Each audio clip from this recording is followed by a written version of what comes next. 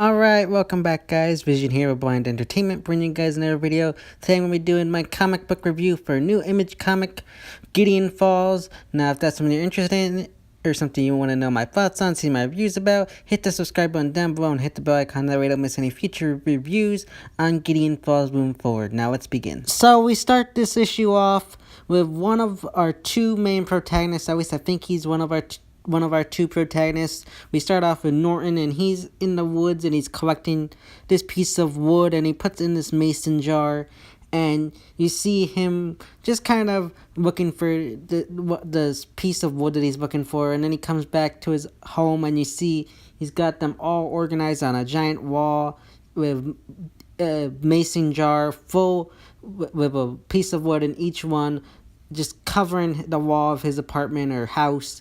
And I like how they had that mystery first off when we opened it up, because like there's no dialogue, just him walking around, and just I love how they had that. I think it was such a good way to start off the issue, something new and something you don't see that often. And I just like how they kind of just switched it up instead of having it be like dialogue and all this stuff going on. I think it was such a good thing. Just have like him walking around, picking up the piece of wood, putting it in the mason jar, and then putting it on the shelf in his house. I really liked how they just kind of had that, made the kind of feel creepy, the ominous feeling like they want you to have with this book. I think it was such a good way to start off this book and just kick off the first issue to Gideon Falls right off the bat. Next, we get to the title page, and I love how they did this. I've only ever seen them do title pages in two other books, with Port of Earth, which is one of my which is becoming one of my new favorite books, and East of West, which is one of my all-time favorite books. And I've only ever seen it done one other time where they actually give each issue like a title. In East of West they do that, and I really like how they did that. It just makes it feel more like a TV show, just kind of that kind of thing. I like how they kind of give you that break there. I really like that. And I like how they give it a title, just kind of reminiscent of each. And I know, like, they'll do it with, like, The Walking Dead. Each issue has its own little, like, tagline or whatever. But I like how they do it here. It's just a little different and makes it a little unique and makes the comic stand out a little more.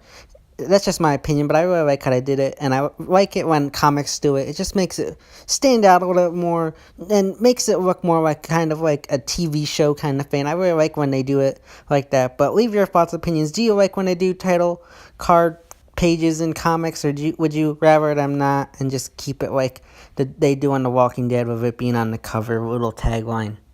Then we meet our second main protagonist, I presume, in the form of Father Fred Wilford, and he's coming to Gideon Falls as the new priest after the former priest, Father Tom, passed away. And he doesn't really want to take this job. He doesn't really want to move back to Gideon Falls. I think it says he used to live there, and he doesn't really want to do it. I think it feels like this is like a step down to him. I think he feels like this isn't where he should be. He should be somewhere else, offering his time up. But he goes to the church anyway, and goes back to Gideon Falls, and we meet Jean, and she is like the head of like the food drive thing, and head of like the women's club at the church. And she's showing Father Wilford around, trying to help him just get accustomed to the church and just make him feel more at home. She offers to make him something to eat and just kind of just trying to like make him feel more comfortable and at home at the church. And I really like how they did that, and just it just kind of fleshed out the character of Father Wilford a bit, showing him his personality, showing him just showing us how he is with other people, showing us how he interacts with other people. Because like he could have just gone there and it could have just been him all alone, and we could just had a couple of pages of him walking around. But I like how they had him interacting with people, and it just, even though it wasn't much of character development, it just showed a tad bit of who he is and what his character is going to be like moving on in the story. And then later on, he asks Jean about what happened to the former preacher at the church, and she tells him that it's too hard for her to talk about. She was really close to the former priest, and it's just hard for her talk about it. So we don't find out yet what happened to the former priest, but I love how they're already addressing it, and it's a very ominous kind of thing. Like it seems like it's gonna be something where he's murdered or something. I think if they do it where the priest wasn't killed or murdered, I think it's gonna be like a very let down kind of in a way, because I feel like they're setting it up to be he died due to this big thing, but then I fear they're gonna drop the ball and it's gonna be something small. I really hope they don't do that, but I like how they're already setting it up, and how we got these interactions with Father Wilford, and just developing his character a little bit more already within the first issue of Gideon Falls. Then we get caught back up with Norton, and if you already weren't suspicious about it, it's pretty much confirmed at this point that he somewhat has some kind of mental illness or some kind of mental, like, something going on with his brain or whatever, and he's just not like, well, I would say he's a functioning person in society, but he just struggles probably a bit with like social interactions and stuff like that. I wouldn't say like he's mentally ill or anything. He just has like a probably a learning disability, maybe a mental thing going on there. And I like how they got that. You don't see that much of comics this day and age, and I really like how they are kind of addressing that. And you have him in this meeting with his like therapist, and they're talking, and she's trying to tell him, you gotta stop doing this, like going for the garbage and looking for these pieces of wood like he was doing earlier in their issue.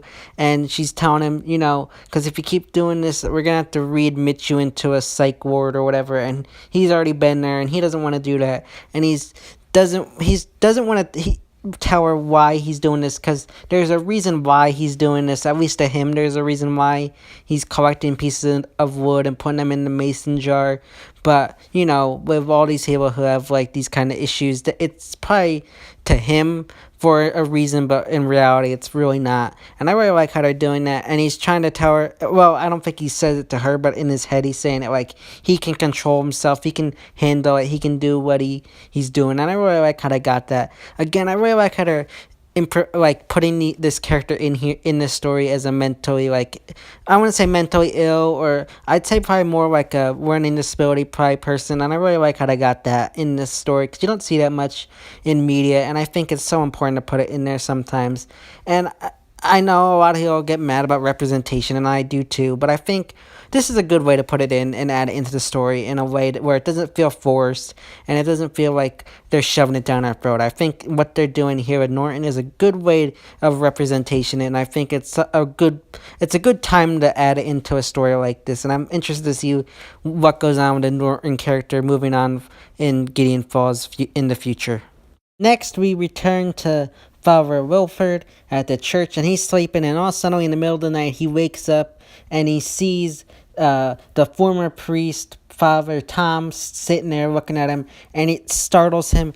And to me, I know a lot of people have been talking about like this is a reminder of Outcast to them. It reminds them of that. I've read the first couple issues of Outcast.